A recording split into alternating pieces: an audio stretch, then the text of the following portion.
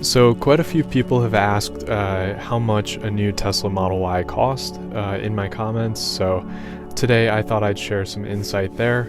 But first, I did really want to say thank you to everyone that reached out to make sure that I was safe. I was stuck in Wyoming for a few nights. The interstate was closed, and I slept in the car per usual. I have a pretty warm sleeping setup, but it got down to -20 one of the nights, and I do keep some backup water in the trunk. But this is still just about frozen solid. It got pretty cold. I'm happy I didn't end up like this frozen ice jug. But I'm back to Rapid City now, and it got up to close to 60 degrees today. Before getting into those numbers, I am upgrading from an old Honda Accord. The Honda Accord is a 2008. I have owned it for about 10 years, so going from that to a Tesla Model Y is like going from a sled to a spaceship. And don't get me wrong, the Honda Accord is extremely reliable.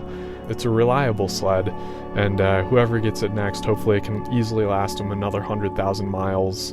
So jumping into the numbers of how much this new Tesla cost, I ended up ordering it on January 12th, and that's the day that Tesla dropped its price by $13,000, or a 20% decrease.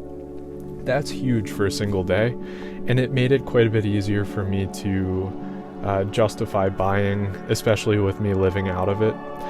And on top of that, that also made it qualify for a $7,500 tax credit.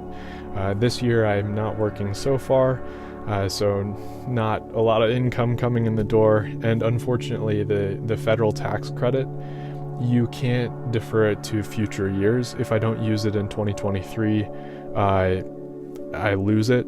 So maybe I'll pick up a job later in the year, and or I'll do a Roth conversion, but that's a story for another time. So on the day that the price dropped, I was very quick to putting in an order. I probably beat a wave of people. Delivery times definitely were pushed back in the following weeks.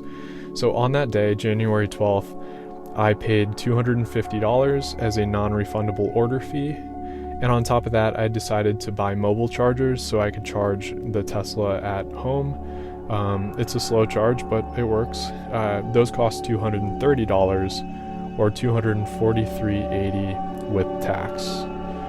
And as mentioned, because I was pretty quick to order, I was able to take delivery in less than a week's time was when it was ready. I had to push it back a little bit. But on January 18th, I ended up paying Tesla $55,385.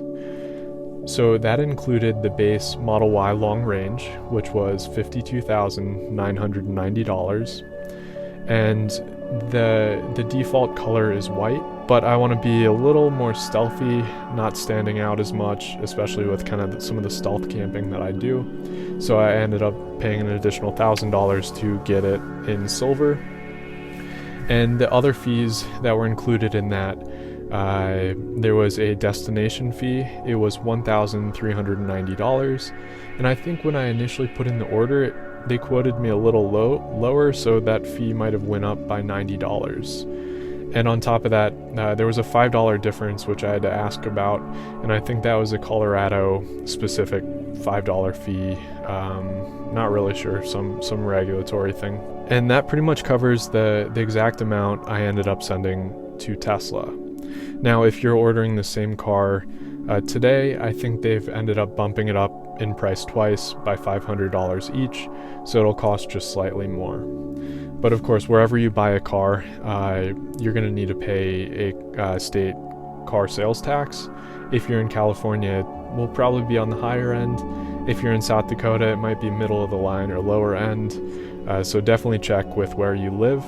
But here in South Dakota, I paid 4%, and that was $2,245.20. And on top of that, to register the car in South Dakota, that was an additional $116. That included a $50 EV registration fee, wheel tax, and some other smaller line items.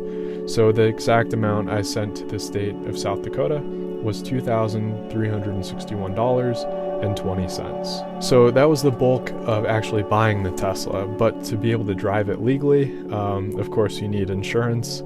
And having gone from my old Honda Accord, I was paying just under $40 a month, and now this newer Tesla Model Y, I'm paying about $140 a month. And I, of course, had called in, got multiple quotes. One place tried to charge me over $300 a month for insurance, pretty much the same coverage.